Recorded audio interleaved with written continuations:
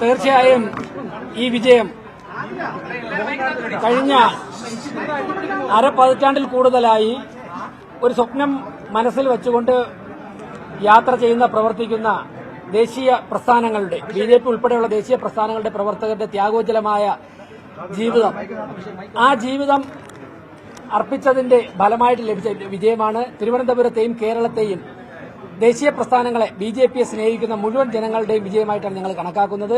വിനയപുരസരം BJP വിജയത്തെ സ്വീകരിക്കുന്നു. ഞങ്ങളുടെ സംസ്ഥാന അധ്യക്ഷൻ ജനങ്ങളോട് പറഞ്ഞ കാര്യങ്ങളൊക്കെ തന്നെ, വാക്കുകളൊക്കെ തന്നെ ഞങ്ങൾ പാലിക്കും. തിരുവനന്തപുരത്തെ 5 വർഷത്തിനകം ഇന്ത്യയിലെ ഏറ്റവും മികച്ച 3 നഗരങ്ങൾ ഒന്നായി മാറ്റും. മുഴുവൻ ജനപ്രതിനിധികളെ, ജയിച്ചു വന്ന മുഴുവൻ ജനപ്രതിനിധികളെയും ചേർത്ത് പിടിച്ചുകൊണ്ടായിരിക്കും നരേന്ദ്രമോദിജി പറഞ്ഞതുപോലെ വികസനത്തിന്റെ കാര്യത്തിൽ ഞങ്ങൾ മുന്നോട്ട് പോകുന്നത്.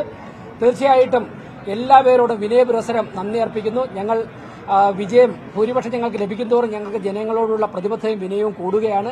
ഞങ്ങൾ കഠിനാധ്വാനം ചെയ്യും ജനങ്ങൾക്ക് വേണ്ടി. അതോടൊപ്പം തന്നെ ഞാൻ മുഴുവൻ മാധ്യമ പ്രവർത്തകർക്കും, സത്യസന്ധമായി ബിജെപി കഴിഞ്ഞ 10 വർഷം പ്രതിപക്ഷമായി പ്രവർത്തിച്ച, കഴിഞ്ഞ 5 വർഷം വളരെ വലിയ പോരാട്ടമാണ് ഞങ്ങൾ നടത്തിയത്. രാവും പകലും ഞങ്ങൾ സത്യസന്ധമായി അഴിമതിക്കെതിരെ ജനങ്ങൾക്ക് വേണ്ടി ഞങ്ങൾ പോരാട്ടം നടത്തിയിട്ടുണ്ട്.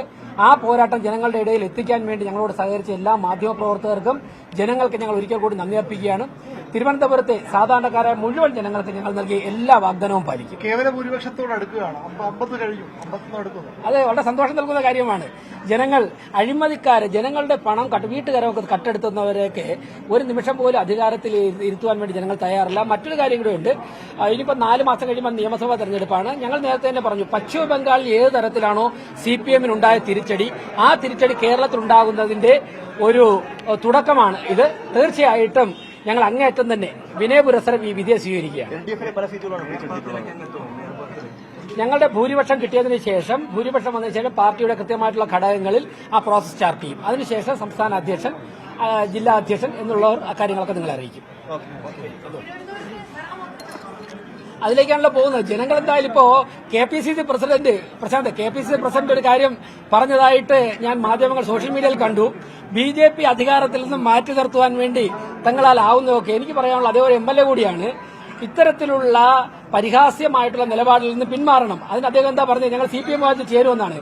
തീർച്ചയായിട്ടും ജനവിധി എന്താണോ അത് അംഗീകരിക്കാൻ എല്ലാവരും തയ്യാറാകണം. ഞങ്ങൾ പ്രതിപക്ഷത്തും ജയിച്ചു വന്ന കൌൺസിലർമാരുൾപ്പെടെ വികസനത്തിന്റെ കാര്യത്തിൽ ചേർത്ത് പിടിച്ചുകൊണ്ടുള്ള നരേന്ദ്രമോദിയുടെ ശൈലി. അദ്ദേഹം പറഞ്ഞല്ലോ, വികസനത്തിൽ നമുക്ക് ഒരുമിക്കാം. രാഷ്ട്രീയ അഭിപ്രായ വ്യത്യാസങ്ങൾ നമുക്ക് അതാത് തലങ്ങൾ നിർത്തിയിട്ട് വികസനത്തിൽ ഒതുക്കാം. ഒറ്റ യൂണിറ്റായി കണ്ടുകൊണ്ട് തിരുവനന്തപുരത്തിന്റെ സമഗ്ര വികസനം, മുന്നേറ്റം, പാവപ്പെട്ടവരുടെ ജീവന നിലവാരം മെച്ചപ്പെടുത്തുക. ഞങ്ങൾ 3 കാര്യങ്ങൾ പറഞ്ഞിട്ട്, 1 വർഷത്തിനകം തെരുവ് നായ്ക്കളെ ശല്യം ഞങ്ങൾ അവസാനിപ്പിക്കും. വേസ്റ്റ് മാനേജ്മെന്റ് കൃത്യമായിട്ട് പരിഹരിക്കും. തിരുവനന്തപുരം കോർപ്പറേഷനിലെ വെള്ളക്കെട്ട് പരിഹരിക്കും. 5 വർഷം കഴിയുമ്പോഴേക്കും തിരുവനന്തപുരം പട്ടണത്തിൽ സ്വന്തമായി സ്ഥലവും വീടുമില്ലാത്ത ഒരു വ്യക്തിയും ഉണ്ടാവുകയില്ല. ഇങ്ങനെ പറഞ്ഞ മേജർ കാര്യങ്ങൾ ഊന്നിയുള്ള പ്രയാണം ഞങ്ങൾ ആരംഭിക്കും.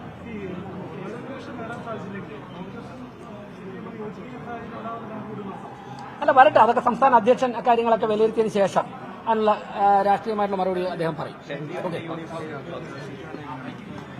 അല്ല,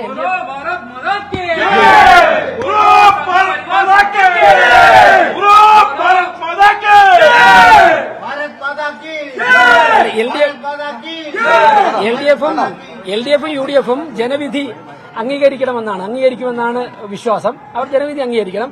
കഴിഞ്ഞ തവണ ഞങ്ങൾ പ്രതിപക്ഷത്തായിരുന്നല്ലോ. ഞങ്ങൾ ജനവിധി അംഗീകരിച്ചുകൊണ്ട് ക്രിയാത്മകമായ പ്രതിപക്ഷമായി പ്രവർത്തിച്ചു. അതെ, 50 സ്വാഭാവികമായിട്ട് 100 സീറ്റുള്ളത് 50 ഞങ്ങൾക്കായി. 50 സീറ്റായി. 1 സീറ്റിൽ പിന്നെയുള്ള ഇലക്ഷൻ നടക്കും. അപ്പോൾ നമുക്ക് നോക്കാം. തീർച്ചയായിട്ടും നന്ദി. സഹകരിച്ച എല്ലാ മാധ്യമ പ്രവർത്തകർക്കും, രാവും പകലും ഞങ്ങളോടൊപ്പം സഹകരിച്ച എല്ലാ മാധ്യമ പ്രവർത്തകർക്കും